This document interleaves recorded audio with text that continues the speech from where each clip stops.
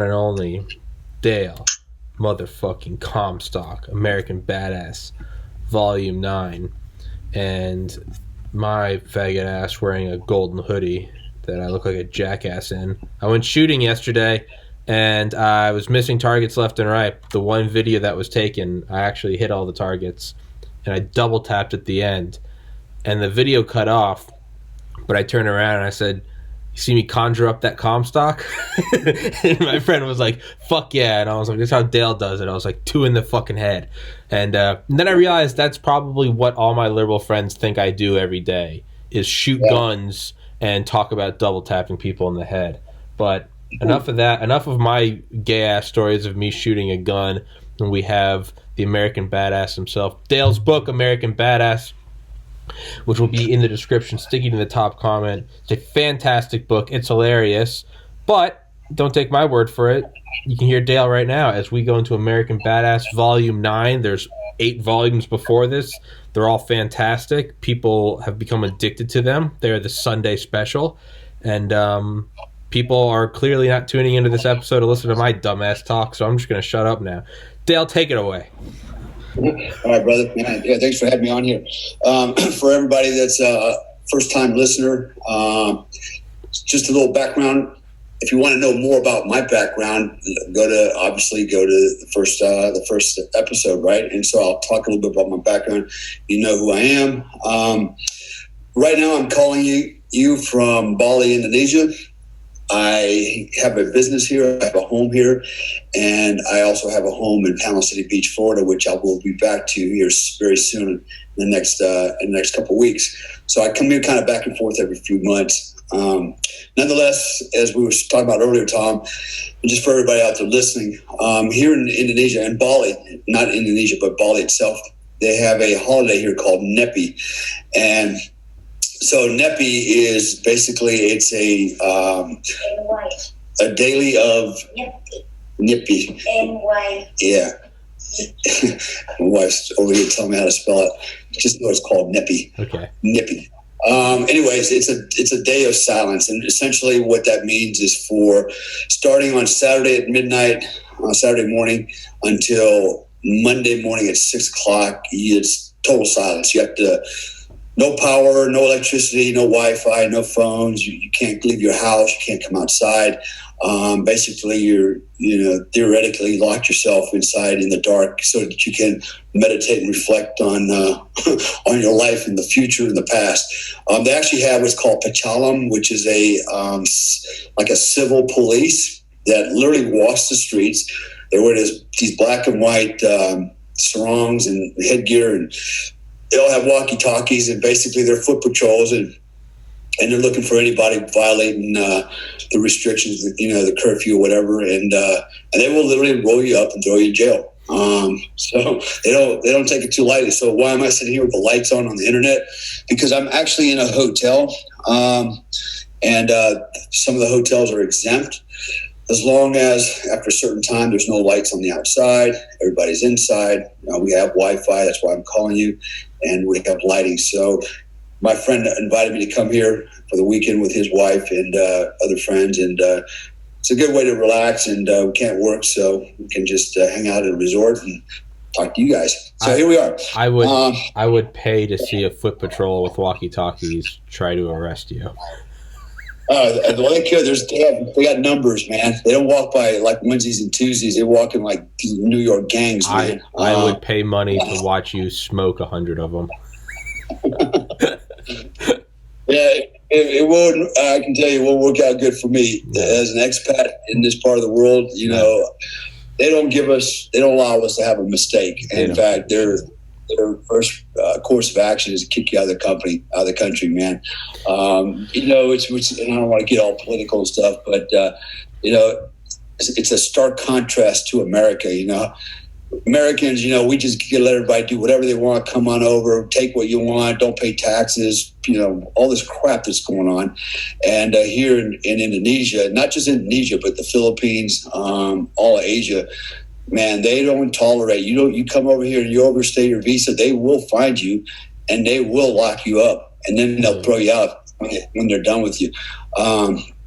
The penalties and fines are very high, and they actively seek out anybody that's here that's not supposed to be here, or doing something they're not supposed to be doing, like making a little bit of money on the side just to get by, for example. Totally different way of life here, totally different way of looking at things. And I can tell you they're not tolerant of anybody coming from any foreigner coming to this country and not playing by the rules, any of the rules. They just won't tolerate it, man. So so I have to be very careful, like all the other expats here, to live by the rules, do the right thing, and stay out of trouble. So punching a guy in the face is out of the question, unless you're ready to go home. So, it's probably not going to work out for you. So what I want to cover today, in today's chapter, I'm going to cover two chapters. The first one I want to talk about is a child's hell for a father's profit. The child's hell for a father's profit. And so this was my period in Afghanistan where I won't be specific for OPSEC reasons, but I was on the Afghan-Pakistani border towards the north. In fact, the camp that I was at, we won't call it a base, it was a camp, was one of the northernmost camps in that, in Afghanistan, Pakistan border. And it was way up there. It was high in the mountains. In fact, I remember that our camp was about roughly around 7,000 feet elevation. We had OPs at around 9,000 foot elevation. But the whole view, man, of the valley and the area that we were in was just super picturesque. The only way I can describe it is like a scene out of the movie The Lord of the Rings. It was really beautiful. And some places were really, really nice on foot patrols, just especially in the springtime with the green, lush valleys and the poppy fields and the little running streams and the little villages everywhere. It was really cool and very serene. And sadly, Afghanistan could be a great tourist attraction, man, for people that like trekking and hiking, camping, and all those types of things. It would be a great country for that. But man, seriously, we couldn't even roll out the front gate without an armed platoon with us. But it was a dangerous place to be. But it was beautiful. And so this particular camp that I was at, and the way we were positioned geographically, we came under attack quite a bit, particularly mortar attack. And usually the mortar attacks came around 04:30 every morning. Why 04:30 in the morning? Because that's when the sun comes up over there, because they don't observe daylight savings time. So 04:30, sun was coming up. Also, that's when everybody went to prayer call, right? So they're on their feet, going to go pray, and the lights are coming on. It was also a pretty good time to launch some mortars on the way to, the local madrasa at your friendly neighborhood, forward operating base. So you could pretty much expect on a pretty regular basis a mortar attack. And this one particular morning was no different. I remember I kept my radio by my bed. Sure enough, the chatter comes over. We got incoming, and you can already hear the mortar rounds make an impact. And so at this particular encampment that we had, I was responsible for the mortar section. So I had a bunch of Afghans who were trained, to call for fire and also, run, mortar systems, run their guns. And we had 120s, we had 120s, we had 80s, and we had 60s. So we were using a combination of American mortar tubes and Russian mortar tubes and American and some Soviet ammunition and other countries' ammunitions, as long as it would fit in there. And so we used a combination of those weapon systems. Now, so I remember on this particular morning, I get the call, I run out to the mortar pit. My guys are already out there. They're already setting everything up. They got the whiz wheel out. They're plotting. We already know where the POO site is. What POO means point of origin, right? Basically, where's the mortars coming from? And we knew where it was coming from because there was we had an OP above us about 2,000 feet. And then on the back side of that OP on the other side, there was a village down in a valley. And basically that's where all the attacks were emanating from.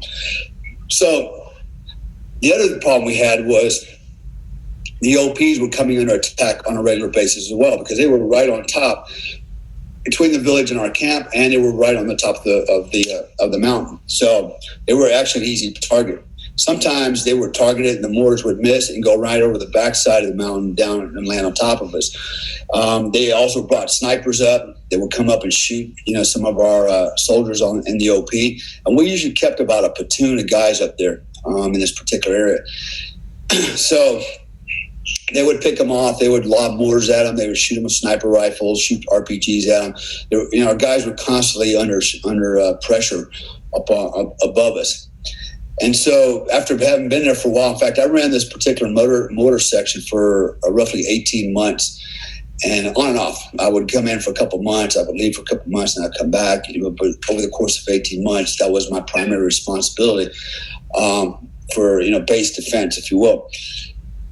So I remember running out. We start sending the 120s. I love the 120s. Those are some big mortar rounds. It looks like a porpoise, a dolphin flying through the air. That's how big they are. And they're big, man. It is really cool to watch because you can see them fly. And so we, every morning it was the same scenario. Incoming, and we would send them out, right? Back and forth, back and forth, back and forth. And then, the sniper shot started, and then they had a couple of good hits on us with the mortar rounds, and I just kind of got a little fed up and decided, you know what, I'm going to stop this right now. So one day I took a patrol with me, and we went up to the OP. I briefed the commander at the OP what I wanted to do. And essentially what I was going to do is put booby traps, tripwire, all around the areas where I thought these guys were sneaking in with RPGs and sniper rifles and forward observers and attacking the OP and us. And basically I was just going to now deny them that terrain so they couldn't sneak up on them anymore. And so we continued our march, climbed up just a little bit higher, and I told the patrol to stay back because I didn't want them in the area where I was putting the booby traps in, because the last thing you want is be laying booby traps in and then you have one of your soldiers step on one behind you and it blows everybody up, right? This was a one-man operation. So I sat them down, I went out, and I reconned the area and realized, okay, this is where they're coming in at. There were about 4 different areas that they were using to sneak up onto this OP. And the area they were coming up from was literally almost a sheer cliff going straight down for about an 8,000, 9,000 foot drop. It was very steep, very picturesque. It was kind of spooky, man. If you fell off the cliff, you're going to go for a free fall jump. And but they were working their way up. And one thing about Afghans, man, they're very they're like goats, man. They're very good in steep terrain with flip-flops on, which is amazing, right? How easy and agilely they move through mountainous terrain. And so for them to get up that hill was no problem, man. They could do that all day long, right? Shoot up there, and plus they're not carrying anything but a weapon or an RPG. So what I did was, my plan was this. What I did is I took hand grenades, and I would put the hand grenades in the original canisters the shipping tubes that they would come in. What I would do is I would tie the shipping tube off behind a tree, under a rock, on a tree limb. And then what I would do is I would pull the pin on the hand grenade, keeping the spoon depressed, and wrap it up with, actually I didn't wrap it up anything. I just wrapped the head up with a little bit of wire, and I slid the grenade back inside of its tube, the shipping tube, right? So then I would string the wire across the path with the guy who, most likely was going to walk through. So if he walks through, he trips the wire, he pulls the wire, which would pull the hand grenade out of the tube, and then a spoon would pop, and then boom, it would go off.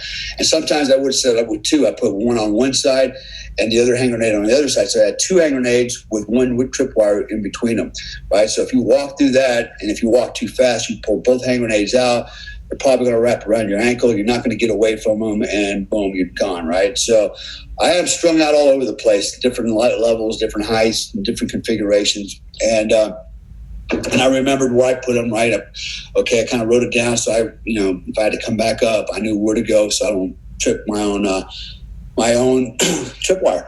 So anyways, that was done, and we went back down the hill. Gave everybody orders, do not go walking around up there ever, okay, because of this reason. So everybody understood that. I believe it was the next day or 2 days later, I flew back to the States. I had to rotate out, and I was going to be gone for, 30 to 45 days, taking a little bit of a break. And then I came back. Now, I remember when I came back, I spoke to my counterpart, right, my cohort, who, by the way, is no longer with us. He was also a retired Green Beret, and one of the smartest, funniest guys I've ever met. Just a joy to be around. I mean, he was just a great guy, man. And unfortunately, he committed suicide back at Bragg when he returned. Took himself out, man, which is a sad thing. You know, a lot of guys have some issues, man, and he had some. We didn't realize how bad it was, but it was bad enough, obviously. So, but when I came back, he was there, and I said, "Hey, man," I said, "What's going on? Give me the in brief, sit rep," and he did. He told me, what's the latest situation, what's been going on in the camp since I've been gone, blah blah blah. And then I said, "Well, hey, what about my booby traps? How did that work out? Did I get anybody?" And I remember he's like, "Oh yeah, that. Well," he goes, "Well, you got a goat walk through one of them, and you got a 13-year-old kid." "Well, what do you mean you got a 13-year-old kid?" He goes, "Yeah." So what happened was, because everybody knew that the OP was always getting attacked, it was getting rocketed and bombed, and there was a lot of gunfire. The Afghans like to collect spent ordnance, brass, and things like that, right? They like to salvage the metals to make some money. And so on this particular day, this father sent one of his kids up there, his 13-year-old boy up there, go collect brass, bring it back. So he did. He went up there, and what did he do? He walked through one of my booby traps and killed him. And now, who would have seen that coming, right? Normally, there's nobody up there at that altitude except the bad guys and the good guys. Little we expect some dude walking around on that terrain, particularly that terrain. Never saw that coming. Well, they found the kid's body, which was really unusual. They found his body in a dump down by our camp, garbage dump. For whatever reason, somebody laid his body there, and we haven't been able to figure that out yet. But we got the story what happened. Not only did that happen, but the father then sent the second boy up there, the younger one, to go get more after he already lost the first one. And the second one didn't get killed, but he did get injured, right? And so, we had to put the word out to all the Afghans, you are not ever to come up this mountain, anywhere near this mountain, just not going to have it. So I was left with a dilemma. And the dilemma was, man, do I leave them up there, the IEDs, the booby traps, or do, I recover them? And so, it was a moral issue for me, right? On many levels. And on one hand, I felt like I was trying to save and protect our soldiers up there who also had families and kids, and us, in our camp.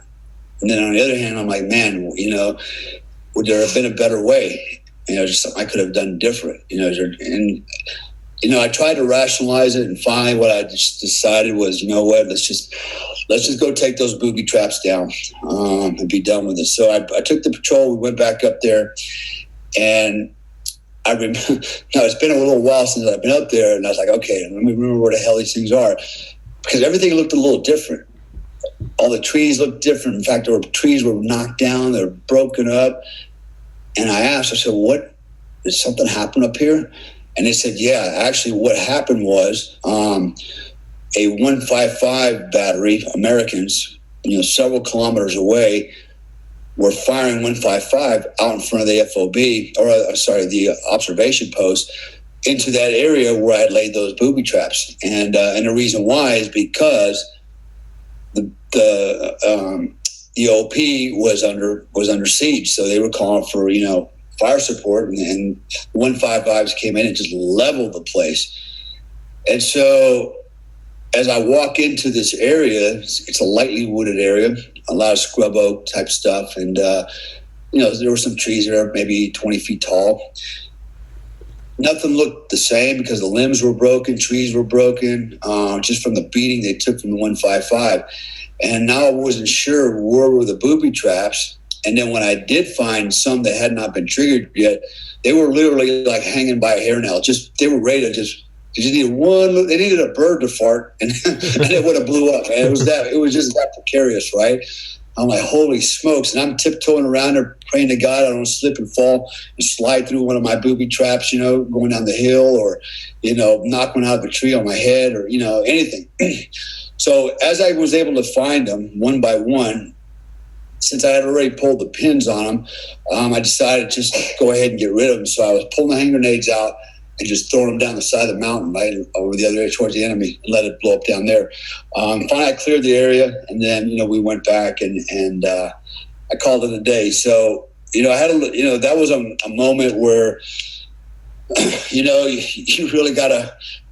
It has a profound impact on you for many reasons, right? So as a father, all I could think about were my own kids, and what if that happened to my son? And then I thought, man, this is war, and war. There's a lot of uncertainty. There's a lot of things that you just can't control. You can't anticipate. They just happen, and you do the best you can. You do the best you can for your fellow soldiers. In essence, you're really doing the best you can, not only for your soldiers, but their families and your families. There's a bigger picture here. And so, when that happened, I thought about, I was like, man, this kid was 13 years old, and he's just trying to find some money for his family, right, to feed them, and it cost him his life. And do I blame myself for it? Not really so much as I blame Taliban for it. Had they not come up there and did that shit, I wouldn't have had to go out and put the booby traps out there, right? So they, as far as I'm concerned, the responsibility lays at their feet. Because if I didn't do it, we'd have lost more soldiers up there.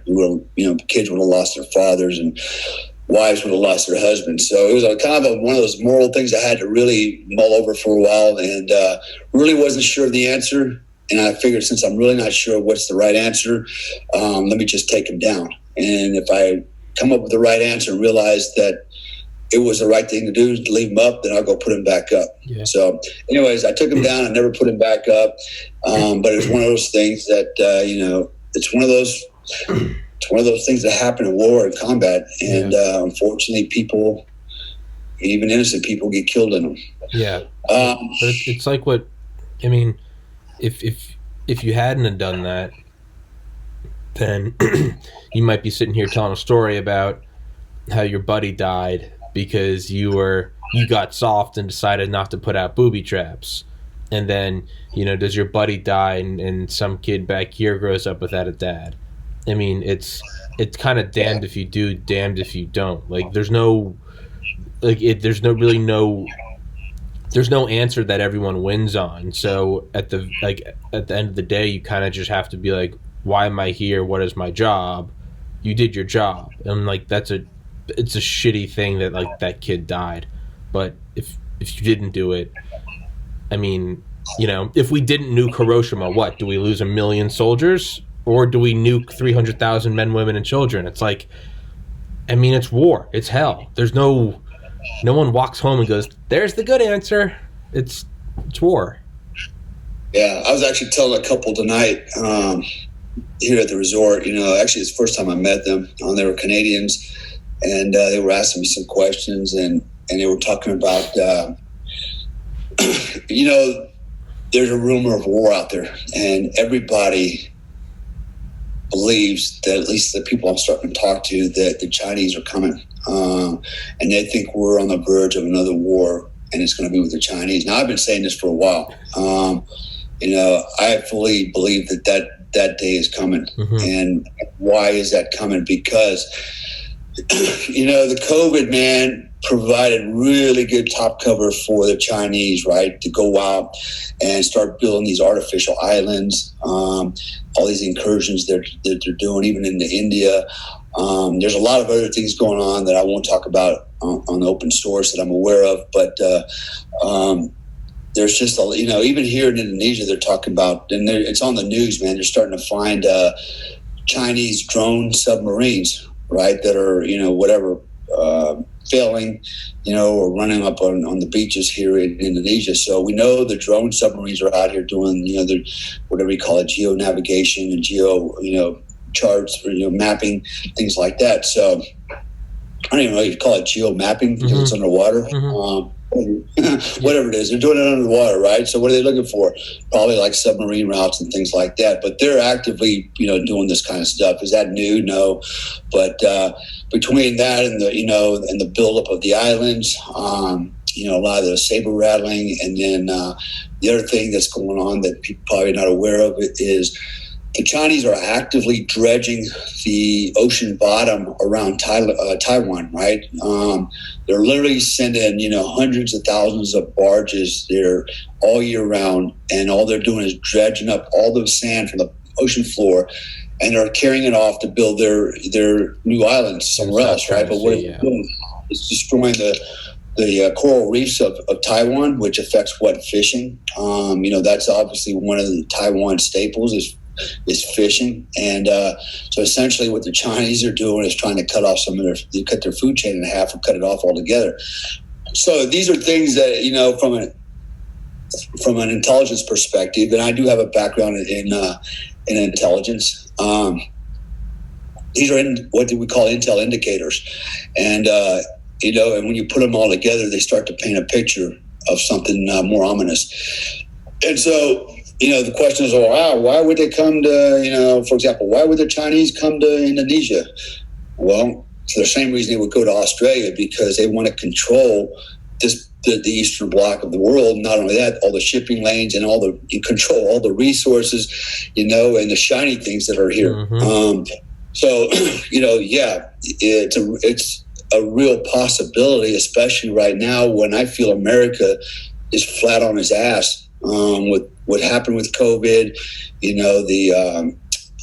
basically we've taken focus off of a potential war, and we put a lot of focus on this war against a virus, right? This invisible enemy, which is retarded.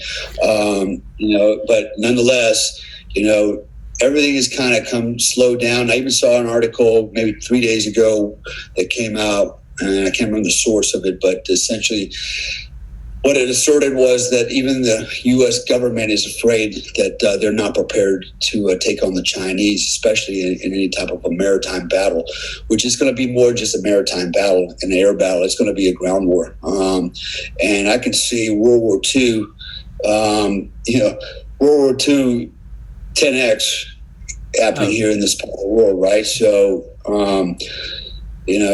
I believe it's going to happen. I think a lot of people are starting to believe that's going to happen, and but a lot of people don't understand what the consequences are. And so we had this conversation tonight about that. I was like, we should be okay, right? Everybody should be okay. I mean, what Chinese are not going to do nothing to us, right? They're just going to come here and do what? So, they're going to come here and do all kinds of things. Like, for example, they're going to install a shadow government or a complete new government, not only in Jakarta, but every province, including Bali. They're going to go down to the governor's office, go, you're out, we're in. And that's how these things start. And they go, well, what up? They're not going to kill us people. I go, no, because you're useful idiots. They want to keep you all alive because they need you to do things like, keep the economy moving, keep food moving and water moving and gas moving, I said, but it's not going to be, Disney World either. There's a process where, just think, Nazi Germany, neighbor against neighbor, everybody's ratting each other out. Everybody's trying to stay alive, and they'll do what they got to do. I said, so this is a slippery slope. And I always tell people, the only reason the Australians aren't speaking Japanese today is because in World War II, the Battle of Midway, had we not luckily, intercepted the Chinese or the Japanese at that point at Midway and stopped them, this whole part of the world would probably look a lot different. So here we are again. Chinese are in the same area, and they have the opportunity to do it again, and do it better. So, anyways, I kind of went off a little bit tangent there. No, not at all. That's what I don't think what people understand, and not that I understand. Again, I'm a 30-year-old with a biology degree. But man, where we are now is we haven't had a world war since August 9th, 1945. We've had a lot of conflicts: Korea, Vietnam, Grenada, Desert Storm. I would argue we are in a world war. It's just that the battlefield looks different, and the weapons hasn't gone kinetic. Well, right? the point. Yeah, sure. Cyber attacks, bio warfare, economic warfare, drug warfare. It's absolutely what's going on.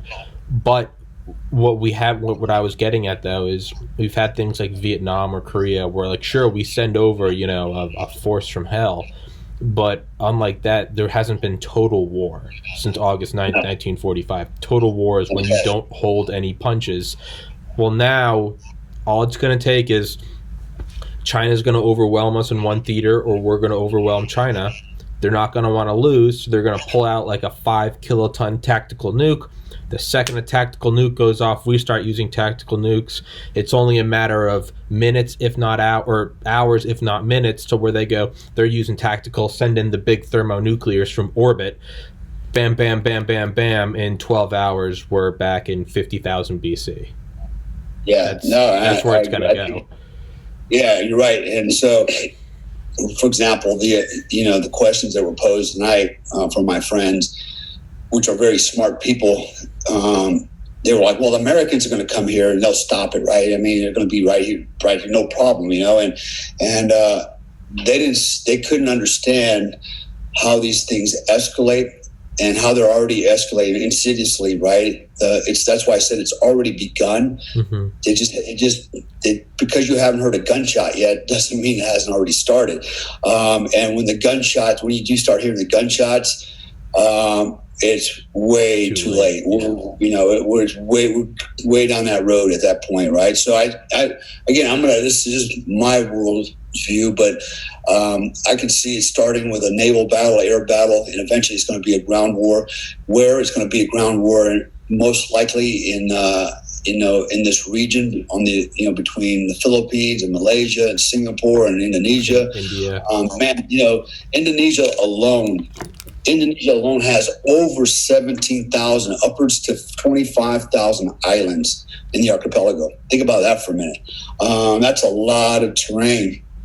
Granted, now some of these islands are maybe 3 feet by 3 feet across, but they're still an island, right? So, and so there's a lot of terrain here. This is all subtropical terrain. This is not going to be another fight in Afghanistan or Iraq. This is going to be jungle warfare. And not only is it going to be jungle warfare, but it's going to be jungle warfare and guerrilla warfare.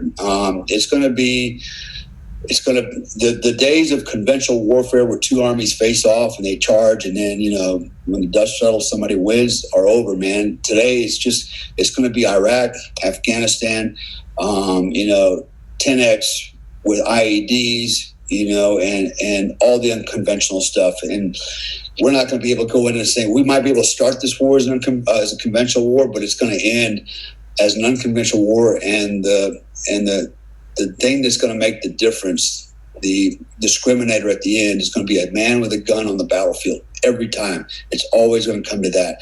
And when does that day come? May never come, or it may come in, like you said, we're going to go back to 50,000, BC, and we're going to be standing out with a gun, but with a club, mm-hmm. In our bare feet, we might not even have any animals left to skin and wear. Anyways, it's going to be there's I'll send it to you as well, Dale. You might actually like it, but there's a BBC video that it's obviously fake, but someone put it together a couple of years ago, and it's what would a modern conflict look like, and it starts with breaking news, like Russian warship has incurred into whatever waters, and it starts with posturing, and then you have all these these conferences from the White House and from in London, and all the prime ministers around the world. And then it starts with we're scrambling bombers, and you see how it's within about 4 hours. It starts with Russian incursion to missile destroyers firing at each other. To it very quickly goes to finally they launch a tactical nuke at Beale Air Force Base. So we nuke Moscow, and it goes from tactical to larger to multiple independent reentry vehicle thermonuclear, and eventually the show ends because you're watching a news thing the whole time, and it shuts off with, "This is the emergency broadcast system. Your city has been targeted with a thermonuclear warhead. Please stack water and food inside a shelter. Put blankets over and then it just it just ends, and that's how. But it shows it would be like 4 to 6 hours from the first shot to it's game over. But on the positive note is we did stay in a Cold War with Russia or Soviet Union for first nuke they built was Joe 1 was 1949. Cold War ended 91. Yeah. We did do 42 years without doing that, so that's maybe the upside. I don't know.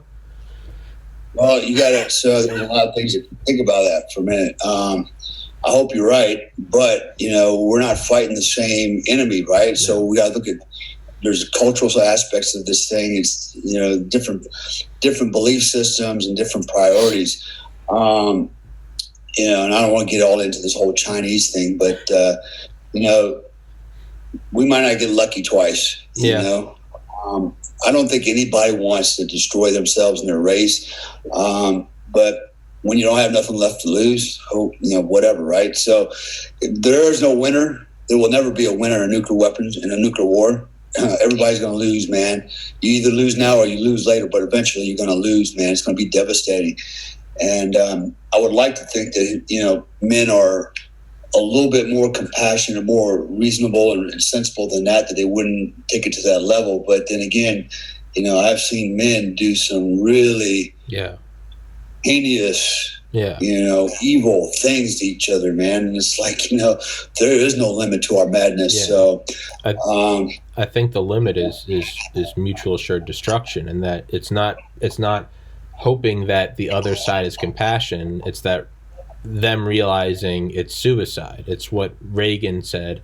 The communists will stop at nothing for power, but there's nothing that they would do there's no cost that they think, there's nothing they would do where they can justify the cost of losing Moscow. I just don't care. Yeah. Well, anyways, yeah. It's an interesting night here as well, having these conversations. Yeah. But I've had quite a few of them with lots of different people, and that seems to be a consensus. Which is even more amazing is, these are complete strangers I'm talking to that have come out, and they're all like, they're actually scared of where we are today, especially with the new administration. Nobody had anything positive to say about it, which was really amazing. Everybody that I've ever come across so far, even on the left, is in disbelief of what's going on, and they believe there's a lot more, something much more ominous at play here. Mm-hmm. And that's the scary part. Nobody knows what it is and how it's going to work out. But all right, so moving on, man. So the next one I want to talk about is the siege in Baja, Matal. So what happened on this particular event? The location I was at, again, I was way north. The same base I described in the earlier chapter, way up there, and there was actually there was three companies in three different, what they called COPs, right? Which were basically combat outposts. And they were strategically spread out up on the northern part of Afghanistan, running west to east. And essentially they were put there to, in the middle of Indian country, to disrupt it, okay, to manage, the MSRs, the main supply routes, and all the activities up there. Well, if you can just imagine, so these camps were sitting in very mountainous terrain that had a lot of forest, more than I was used to seeing in Afghanistan. It's actually quite warm up there, kind of humid. And at night, I almost felt like I was in the jungles of Panama, which was really kind of interesting. But it wasn't. And so what happened was, there were a couple of incidents. First incident that happened was there was a COP was what we call it, right? Combat outpost. came under siege, heavy siege, and I believe they lost 9 American soldiers. They almost basically what they did is they ended up calling close air support on themselves because the enemy, the Taliban, were within the wire itself. It was a really bad firefight. I think it's the most casualties we took at one time in the entire time we were fighting in Afghanistan in this type of a combat operation. So when that happened, after that happened, the decision was made to pull out these other two, the remaining two cops. Now, we got a call one day saying, hey, we would like for you guys to come up and bring your Afghans and pull security for us so that we can pack our stuff and lift it out there. Now, this particular cop we were going to go to was, if I had to describe it, just imagine the bottom of a valley. And the compound itself was probably 150 by 150 meters square. Very small. It had HESCOs around it, and they had a small helipad in the middle that was probably about, 50, maybe 20 meters by 20 meters. Very small, enough to support one helicopter, and that was it. And so the problem was these guys were constantly in a tick. Every day they were troops in contact. They were getting fired at from the high ground. So much so that these guys could never even leave the wire and go out and run combat patrols. They never left the wire because they were constantly inside the wire shooting outward, right? So it was a problem for them. Getting helicopters to come in to resupply them, deliver food, and even to get them out of there was problematic. And so, but they had to leave. And they lived in some pretty austere conditions, man. This was probably the most austere I've seen in Afghanistan. It was something like you might see in Vietnam, man. These guys had little makeshift hooches out of plywood and ponchos and camouflage nets. They didn't have Wi-Fi. They had nothing out there, man. They didn't have television, nothing. I mean, and they were there for a year. And I'm like, holy hell, living in field conditions like that for a year. It was pretty rough. They had their outposts up there. What I did like was they had their, remote fired machine guns. They had a few of those positioned around there, which was pretty cool to see. But it was Fort Apache. It was Fort Apache. They couldn't get out. They couldn't do anything. And they needed our help to pull security outside the wire so they could start packing their suitcases, packing whatever they can grab, putting them in helicopters and get out. Now, this was going to take a couple of days for them to do that. It wasn't like, we just need a couple hours to throw all our stuff in the trunk of the car. No, they had a lot of stuff to do. And some stuff was going to get left behind and get destroyed in place. Like, they had a couple of Humvees. Some of the other stuff was just too big to carry out. So the mission was going to be, all right, we're going to fly in with a platoon of our guys, Afghans. We're going to land in the middle of the night under darkness. We're going to link up with the company commander. We're going to get the op order.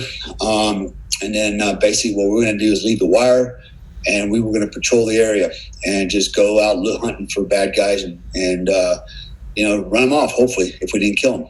While we were doing that, they were going to bring in other helicopters, and they were going to start loading them up, with gear and everything they need to get out of there, right? So this was going to go on for about 3 days. So anyways, that was the plan. That night we fly in, we land around about 10 p.m., pitch black. We had a CH-47. We sit down, get out, get our troops organized, and to have them do what we call the rucksack flop, right? Where basically they just sit on the rucksacks and they wait. I went up and I got the briefing from the captain, along with my other 2 cohorts that were with me, 2 other Americans. And so we got a lay of the land. What's going on? What's the enemy situation? Okay, what's the friendly situation? Got it. All right. And once we understood the plan, we decided, okay, it's time to execute. So we probably left the wire around, 1 a.m. And the first mission we were going to do was go up the road a ways, about 3 kilometers. There was a school up there, madrasa. And it was believed that the Taliban were using that madrasa to stage out of to come down and conduct attacks. So we figured, okay, well, they don't know we're here, so we're just going to go up there and then sneak up on them in the madrasa and wipe them out.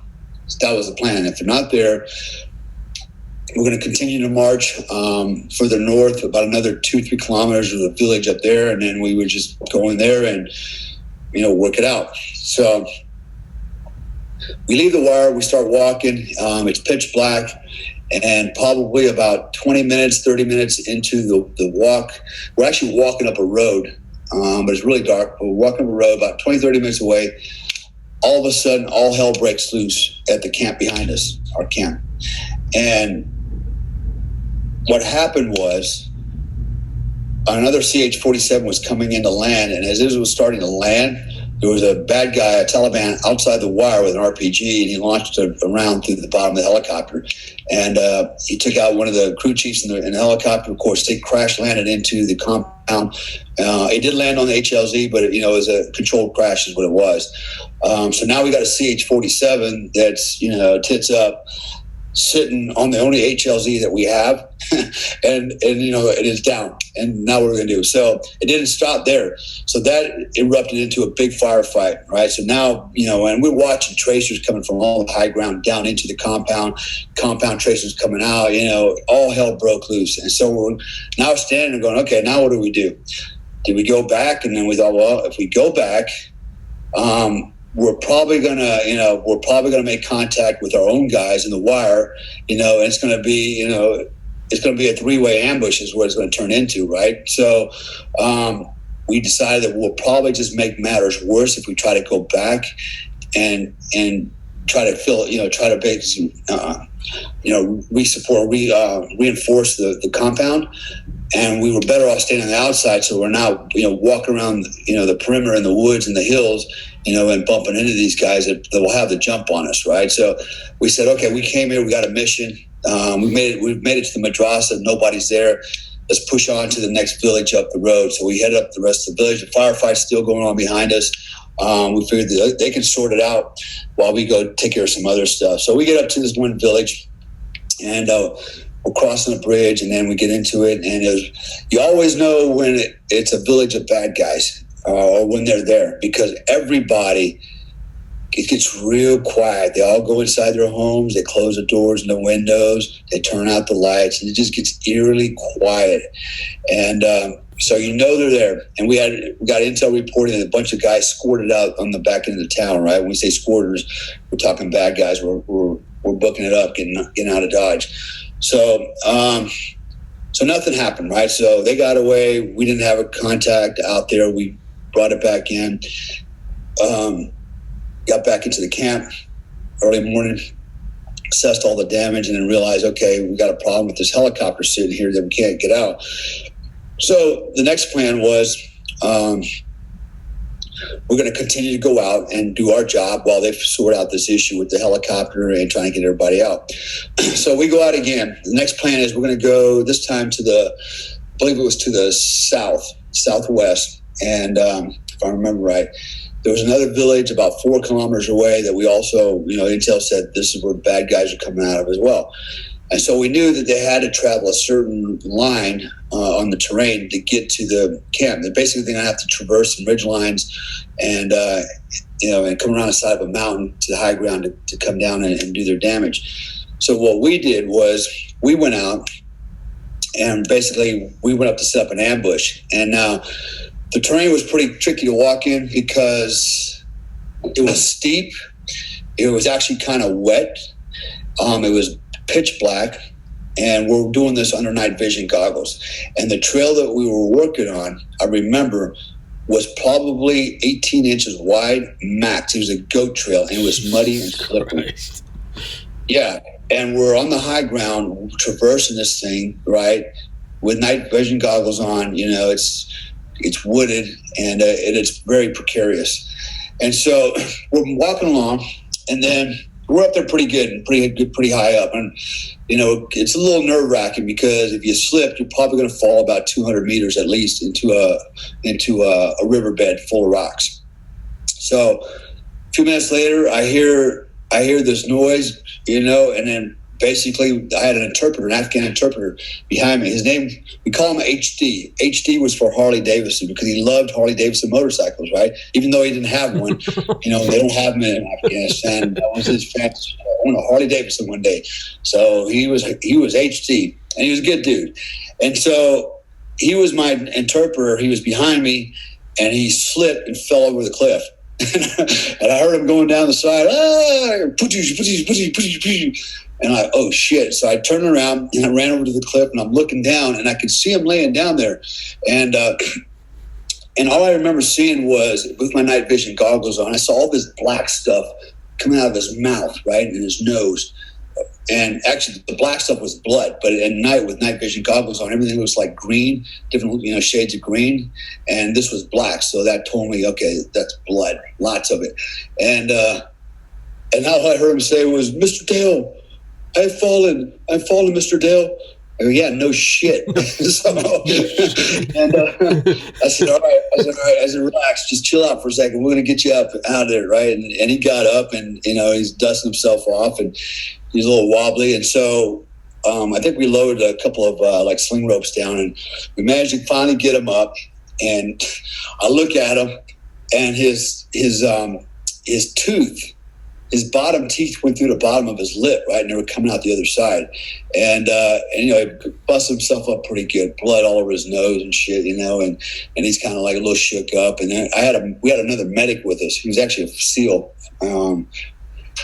So I bring him back, and he takes a quick look at him with a red filter flashlight. It's like, yeah, shit, okay, well, you're not going to die, but, you don't look real good tonight either, but you'll be okay. So we fixed him up, patched him up, and then and I said, HD, man, I said, gotta be careful, bro. And he's like, well, yes, Mr. Dill, but tonight was the first night I ever walked with night vision goggles on. So I go, what? And yeah, that's the first night I ever walked with night vision goggles on, right? And I didn't know that. You're telling me tonight, the first time you ever wore NVGs, and we're going on a combat op, and we're walking on the edge of a ravine.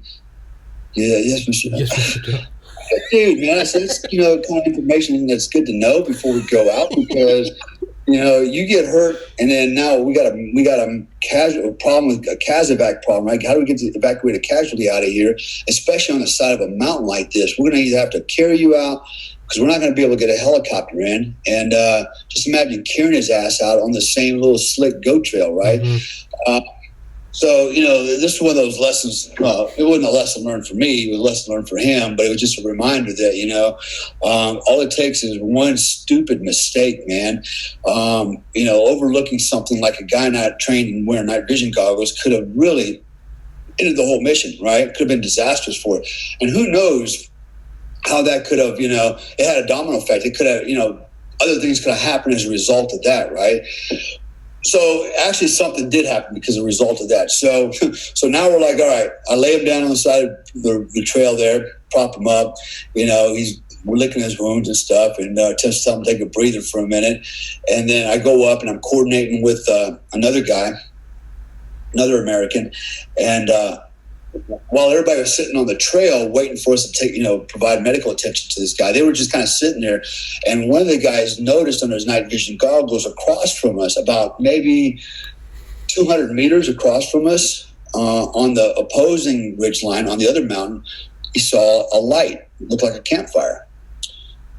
And the closer he looked, the longer we looked at it and started inspecting. And it was kind of difficult because there's trees, right? So we're like looking through trees and stuff too, trying to see these guys. But what it turned out to be 12 Taliban sitting around a campfire with their AK-47s. And basically what they were doing is using that spot right there is for their ORP, is what we call objective rallying point, meaning from there, they're getting they're getting grooved up. They're getting their weapons ready. They're going to drink their chai or whatever the hell they're going to do before they go around the corner and start fighting with the Americans. So this was a staging point for them. And they just happened to be sitting there, burning the fire, and chilling out. Were they going to attack that night? I don't know if they were or not, but they were there. And it was obvious that that's what they were using as their ORP. So we're like, shit, we don't even have to march to the village to kill them. They're right here in front of us, right across the street. And so So what we decided to do is we got on the radio and we called, basically called for close air support, emergency ECAS, emergency close air support, and it turns out that there was actually an F-15 in the area, one F-15 in the area, and flying around. He's flying patrol. I don't know what he's doing, but he was in the AO. He answered our call. He goes, "Yeah, I'm in the AO. I have weapons on board, and got nothing else to do. What you need, boss?" So we said, "Well, here's what we got." Right? We actually had used the lasers and everything we had, the rangefinders, and pointed out where these guys were. He locked in on them with his systems in the aircraft, which was really amazing because we never once heard the airplane. He was so far up and so far out, Jeez. You can't hear him. But with his technology on board, right, his night vision capability, everything, he could actually see the Taliban. He's the guy that reported to us. He goes, "This is what I see." He goes, "I see 12 Taliban guns barbecuing." Right. And so, and like, awesome. Right. He goes, "What do you want me to do?" We're like, "Well, we want you to take him out." So what we did is we lased it, and he dropped the JDAM on him. Right. So I remember when he said, basically, bombs away, 45 seconds. He was 45 seconds out, man. And we never heard the aircraft, but we kept the laser on them, right? Because we were guiding this 1,000-pounder. And we're all sitting there watching our nods and stuff. And then, boom, that thing hit. I mean, dead center. I mean, right into the campfire. Jesus. Yeah, it was that accurate, and all you see is little pieces and parts of people and stuff flying through the air right that night. It was like, oh man! And he recorded all of that on his platform as well. Yeah. And he actually sent us the video the next day, from his view, and it was pretty gnarly, man. It was really cool to see that. That's insane. That's so insane, right? 45 seconds, Jesus. Yeah. Oh yeah, that happened a lot of times. That's usually how it works, man. I called in I didn't call in. We called an airstrike in Iraq one time, 6 F-15s, and same thing. They were 45 seconds out. We never heard the birds ever, and man, they dropped those bombs and they just came raining down. It's like you never heard the aircraft. That's how far out they were. Jesus Christ. Yeah, it's pretty cool to know that we had that capability. So anyways, now mission accomplished. We got 12, bagged them, and we went home and I went back to the compound. And then I remember I was tired as hell, man. And we're sleeping on the floor. It was just bad, just shitty conditions there. But wasn't there for, it wasn't a resort, and we weren't there for a vacation. We were there to do a job. So what they ended up doing, so the next day, they flew in. Now, I didn't know this capability existed. So I believe this was a TF-160th aircraft as well, CH-47. And the Army has pilots, and they're told these pilots, their job is to go in and fly damaged aircraft, right? So they actually brought in a CH-47 pilot. They lowered him, basically lowered him down into the camp, stable rig, and then his job was to get in that CH-47, push buttons, pull levers, stand on the gas, and try to make the thing fly away safely. And I remember when he did it, right? We're sitting there, and while that was happening, they had fast movers come in, fighter jets, and they were just flying low and fast, man, through the valleys just to keep the Taliban down. The OPs were engaging. There was a lot of noise, man, being made so that this guy could fly that helicopter out. And, man, I swear, it was almost like he jumped in. He did his inspection. He jumped in the seat and without any hesitation just started turning dials and got this thing flying. I mean, as fast as he could start it and get in the air is what he did, man. He didn't waste no time. And we were all just kind of standing there going, okay, is it going to fly or is it going to crash? And he managed to fly it out of there. He managed to get that thing limping out of there by himself, and took it away and cleared the HLZ for us. So then what happens is another group of 12 Taliban in daylight probably from the same ORP that we blew up the night before, come around for some revenge, right? Some payback. And they run dab smack into an OP position that was sitting on the ridge line. And they wiped their ass out, man. Freaking young privates with a bunch of machine guns just had a heyday and took out 12 more, just like that. So it was a good night and a good day, man. We took out at least 24 that we know of. Just in a little bit of time, and got everybody else loaded up on the birds and called it a day. Close the door on the camp, and we left. And mission accomplished. So that was an interesting mission. Around just for many reasons, man. Alone, just the whole. When I look back at that, it was one of the more memorable times because the terrain was so different. The conditions were so different. The conditions that the soldiers were operating in were so different. The threat was so high and so constant. And when it was like every day, man, these guys were like fish in a bowl, man, just getting hammered down there, right? And for a year, this was like, I'm not gonna say it was Quezon. It wasn't Quezon, but it was a mini Quezon, man. It's like, wow, And how do you guys even get any sleep here? It was nuts. But we got it done and got them out, and we felt good about what we did, and we went back and went home. So yeah, that was that was another one of my ops up there, and I felt like it was a success. We got the boys out. Did the Taliban win? No, not really. They lost at least 24 dudes. Yeah, we had to leave the area, but it was tough terrain to fight in, and I wonder about that sometimes too, So tonight we also, again, my friends and people that we met tonight, we're talking about women in the military. Again, I know this is one of those controversial things, and look, it's not about bashing women or nothing like that. It's just about being realistic, and I think about times like that, those conditions, man. Is that something that, we would want to put a woman into, and could a woman endure that for a year? I mean, it was like, listen, you got to go take a piss. You piss in a PVC pipe tube out in the open where everybody gets to watch it, that's just how it is, man. There's no, everybody gets their own little quarters, and no, man, it's just everybody racking out in one little spot, sleeping butt to nut, that's how it is, and I wonder, man, if we have women in those kind of situations, how's that gonna bear out, and what kind of trouble is that going to cause? What kind of problems are going to cause? Because one of the things I was really impressed with these guys is because they had been there so long in this area by themselves, fighting these bad guys. You could tell they were like family, man. They were like brothers, and they had to be. They lived with each other for a year under some high stress, austere, shitty conditions, shitty chow, sucking it up. They don't have internet, they didn't have none of that crap. They got letters from home, whenever it would come in. And so that was pretty raw for me, and I personally like it. I don't know why, but to me that just appeals to me. Suck, so to speak, to embrace the suck. Yeah. And I don't know. I think I would have enjoyed that. Yeah, it would have sucked, but I think I would have enjoyed it.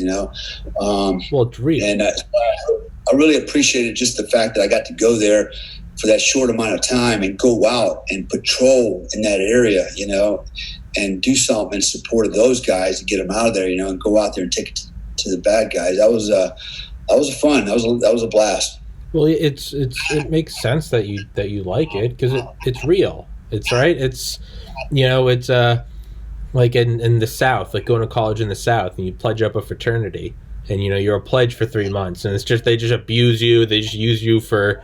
You got to go on, you got to drive them around when they're drunk, got to go get them girls and everything. But they always say it's the best time you never want to have again. And it's because it sucks. But man, if I'm not still friends with all those guys, if I don't still talk to them almost every day, 12 years later, it's because it's like when everything kind of just seems, when there's no struggle, you can just go get food from the refrigerator. There's no one trying to kill you. Man, sometimes struggle, even if artificial in my case, there is like a a beauty to it. You bond together and you have this common goal to fight. And I can only imagine that's dialed up 1,000-fold when it is real and you're in Afghanistan fighting the Taliban. Yeah, and probably because of that, you know, when you do lose your guy or guys, like that one camp lost 8-9 guys total. I think minimum 8 and then another one later. But, you know, when you lose that many guys that close, all of a sudden it's like, hey, where's first squad net? Oh, yeah, they're gone. Freaking hell, forever, you know? Yeah. That is a pretty, you know, that's a pretty good blow, man. Yeah. You know, and I've been there too. I know what that's like. It sucks, you know, but I'll say this, man. I was really impressed with the U.S. Army at that moment, and you know, the soldiers in it. You know, their spirit was really good. Their morale was still good. It was a suck fest, but nonetheless, you know, they made me proud. You know, and but they don't always make me proud. But these did bring me proud. And I say they don't always make me proud because later on, I had to experience something that I did not like. Literally, where I may have actually mentioned this before, where some Americans were basically had been hit in an MRAP, RPG'd, took serious casualties, were out in the open, and another platoon of infantry guys were literally sitting on their ass with their equipment off under shade and wouldn't go out to help them because it was too hot. And those were their words. It's too hot. And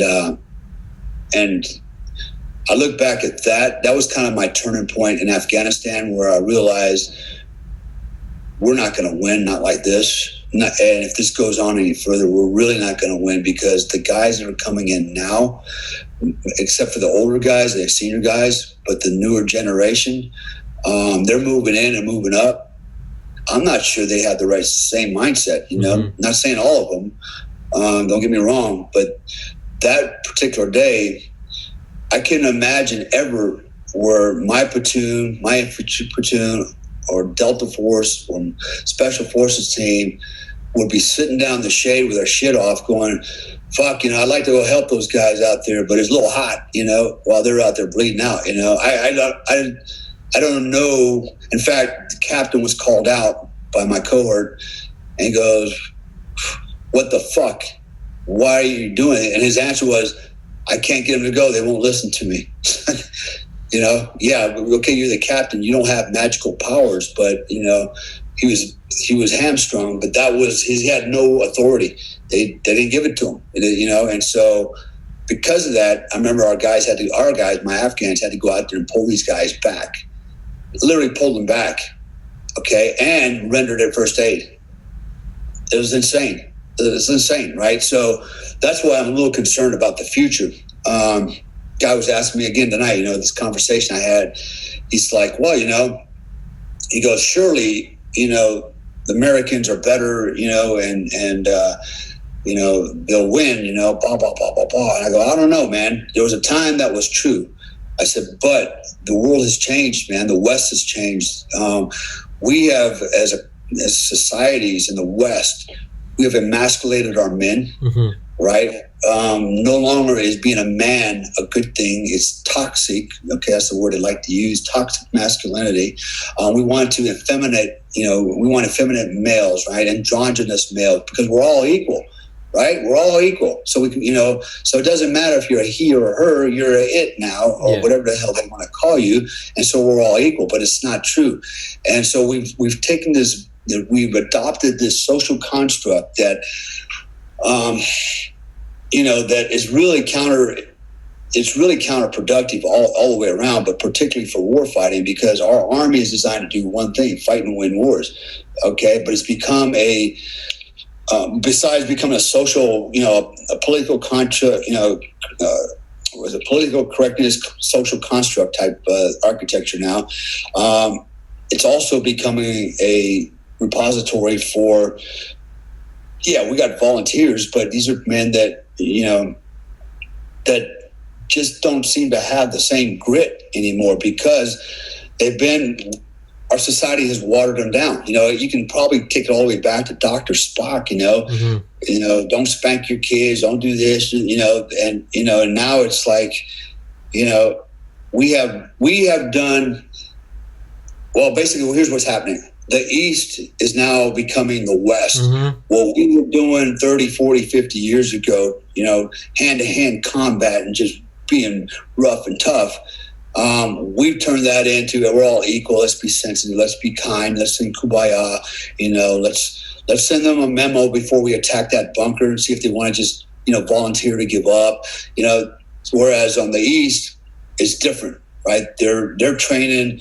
They're sending their 10-year-old boys out there with AK-47s learn how to kill you, Mm-hmm. The whole mindset is shifting. It's a paradigm shift. Even here, I was reading some articles about the Chinese, right? So the Chinese government wants to start programs where they start masculinizing their young men because they feel like, as in the West, their boys are becoming more effeminate, right? The skinny jeans, all this stuff, this weird stuff. The Chinese recognize it also in their society and like, no, we're gonna stop this, and we're gonna start creating these camps and these schools where we make boys into men, gladiators, right?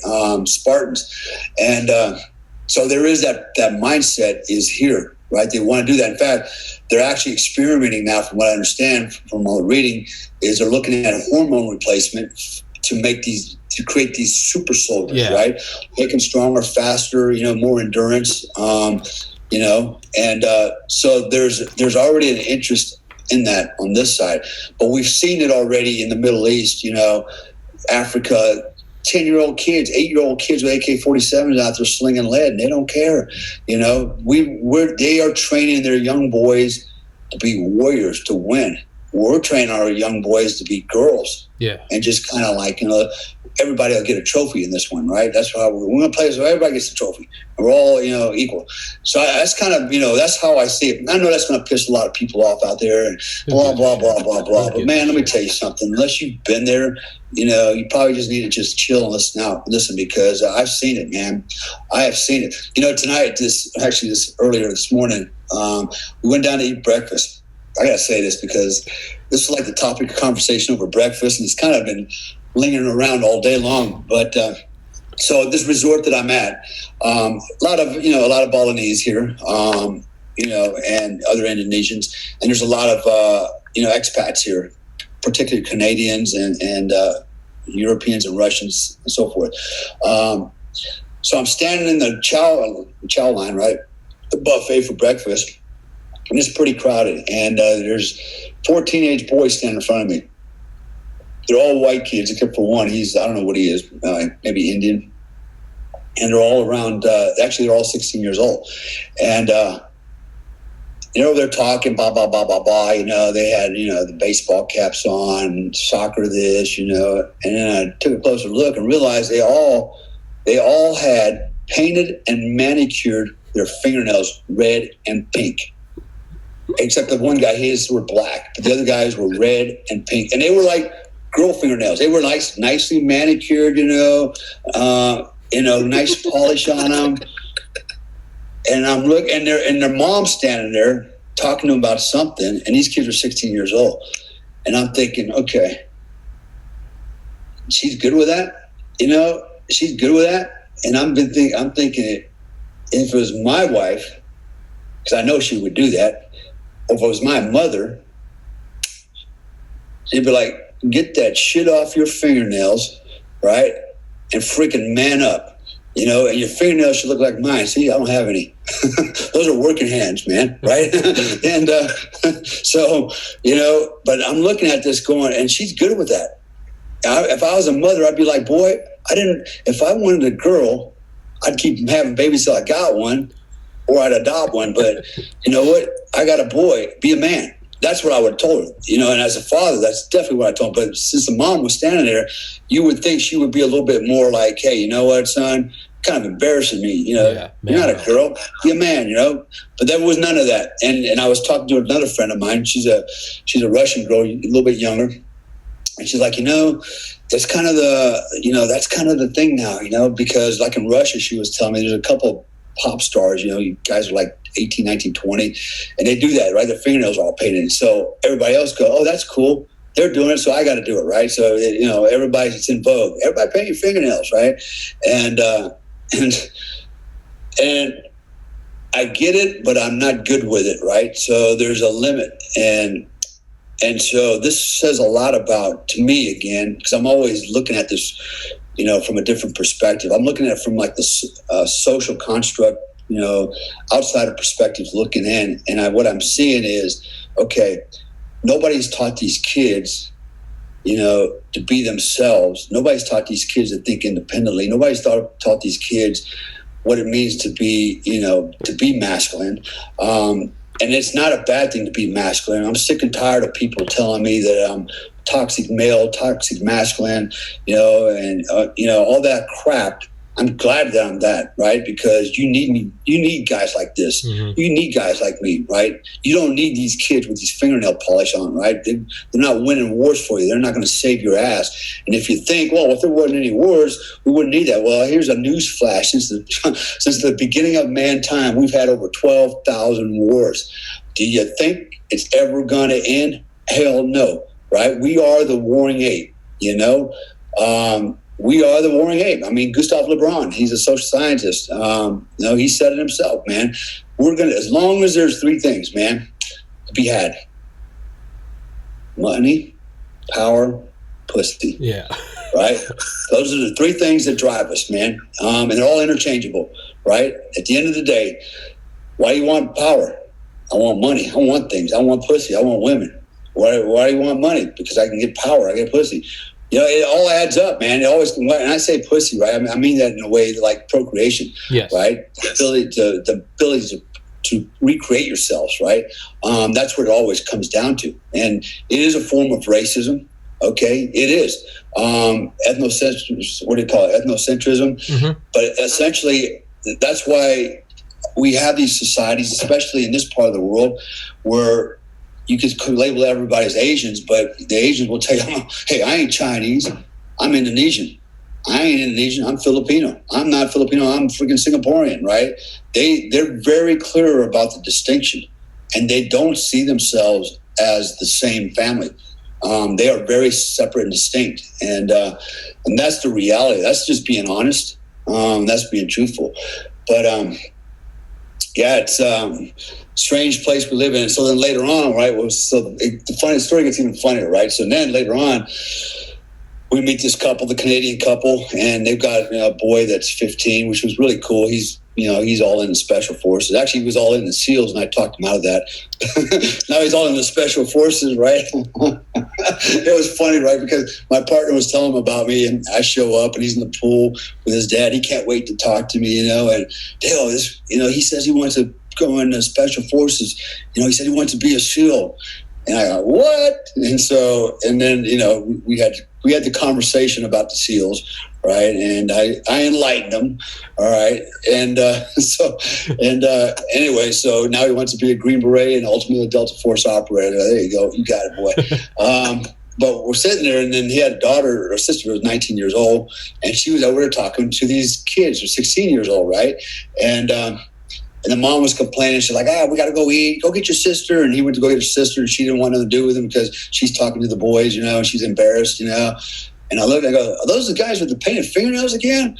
And she goes, yeah. I said, you need to get your daughter out of there, right? So we had this little conversation. What do you mean your fingernails are painted, right? So it kind of caused a little commotion. But so that kind of, that wore itself into the evening, and then went on from there. But man, we live in a different time, different place, different world, and I think there's a paradigm shift. The East is becoming the West is becoming the East, and it's not a good thing. At the end of the day, if anybody thinks that everybody want to live in one world under one world government and saying kumbaya, you're full of shit. If you're an American that thinks that, you need to get your head out your ass, man. Get out of the country. Get out. I lived in over 90 countries, and I can tell you the rest of the world don't want to be our friends. They don't want to live in harmony with us. I'm telling you that right now, because they all care about their tribe. That's what it comes down to. You want to call us racist in America? Man, we're the last racist people on this planet. Try coming to some of these other countries. And I'm going to tell you right now, go to Hong Kong, go to China, see how that works out for you. Even though it's a white guy, it don't work out that well for you. But if you're black, you're really dumb. You're really done. You get no slack. I've been getting discriminated against all the time just for being white. this is a different world we're living in, and there's going to be a paradigm shift. And there is no utopia that everybody's hoping for out there. You're a moron if you think that's possible. If you think that there's a future without war, again, you're another idiot. In fact, you're getting ready to experience probably the worst war we'll ever, as man, experience. And it's coming. It's coming. And guess what? You guys set it up. You guys prepare the battlefield for them. And I say you, not you, but them. We know who them are, right? So I know I'm making a lot of enemies. I don't care. I mean, it's what's coming, and just because we don't talk about it doesn't make it not real. And it may not come, but I think it will come. Like I said, all the indicators are there, man. The talk is there, the chatter's there. People that don't know anything about warfare are talking about it. People that on a day-to-day basis have no interest in anything other than their job and making money are paying attention. They're paying attention, man. And, they hear the war drums. And I can tell you from personal experience with people in other countries that have come in and asked me for some things, that this is bigger than just, Joe Public worrying about it. This is at another level, at the state level. People are going, oh, shit. It's coming, man. It's coming. And we allowed it. We allowed it. We allowed it with all the bullshit shenanigans, we all this stuff we allowed it. This COVID thing, as long as we keep playing this COVID game, we're allowing it, man. We're making a production out of something that's less deadlier than the cold virus now. Really. And as long as we're doing that, it's like a smokescreen for the bad guys. Like, yeah, let them keep dealing with that while we're doing this over here. It's getting set up.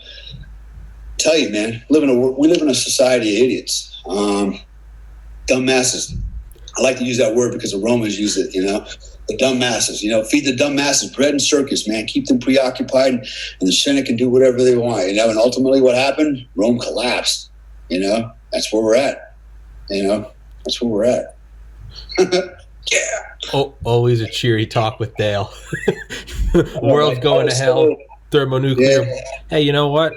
I look at it as like, whatever happens, happens, and I'm gonna make the most of today. Yeah, man. So I was telling my friend, "What are you gonna do, man? What are you gonna do?"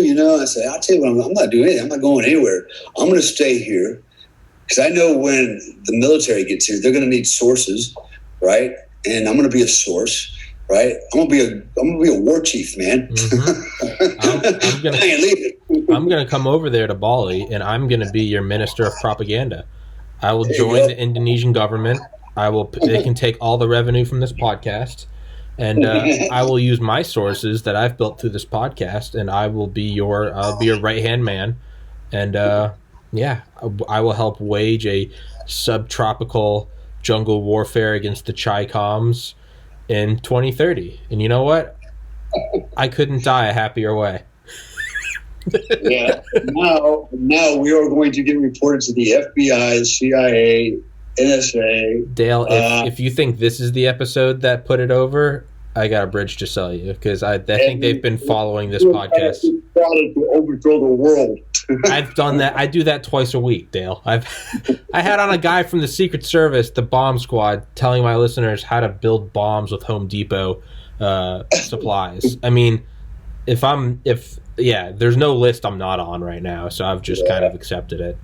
And for all those three-letter agencies listening, I will happily work for you guys as well. Just give me some money and give me a card to go visit Dale, and you guys can work with us too as we set up our Dale will be the war chief, and that's how I hope to die. Mid-2030s on an island with Dale and Sari, and being the minister of propaganda with an army of canines fighting the CCP Navy. Yeah, that's how I intend on going. We'll see how that works out. Anyways, I'll be backstage down here soon for a little while. Got some business to take care of. As you know, we're going to be doing some events together, and looking forward to that and the filming, and it should be a lot of fun. It's going to be a fucking blast. Kind of decompress a little bit in Florida, in my home there with my younger daughter, and then we'll come back here. Hopefully, by the time we come back, everything's opened up. The travel ban's relieved, been relieved, and keep back to some level of normalcy. Which already today, I got a message from American Airlines saying, "Oh, you come to Japan, now you have to be tested for this new N1117 A+2+2+. Never going away. Virus, right? Like what? So now they got another super high speed virus variant that you got to be tested for, and I'm like, where am I going to get that test at? Because I'm pretty sure they don't test for that yet here because this is a new virus, right? And doesn't require a different test. But I have to have all that done this week before I get on my airplane next week. So don't be surprised if I don't make it back because of this, And I'm in quarantine for 14 days in Tokyo. Well, then fuck it. We'll be doing podcasts from Tokyo. God damn it. Yeah, never ends. All right, man. Well, coolio. All right, Dale. Thanks for tuning in. Good luck in your state-sanctioned blackout. I hope the roaming patrols don't come take you down. That's my hotel room. I'm good, man. I ain't going over. I'm going to bed. Jesus. All right, my man. Well, until next time, Dale, as always, American Badass will be in the description. Sticking to the Top Gun. It's a fantastic book. Buy it, you cheap fucks. It's fantastic. And until next time, Dale, I'll see you, brother. All right, man. God bless. Bye-bye.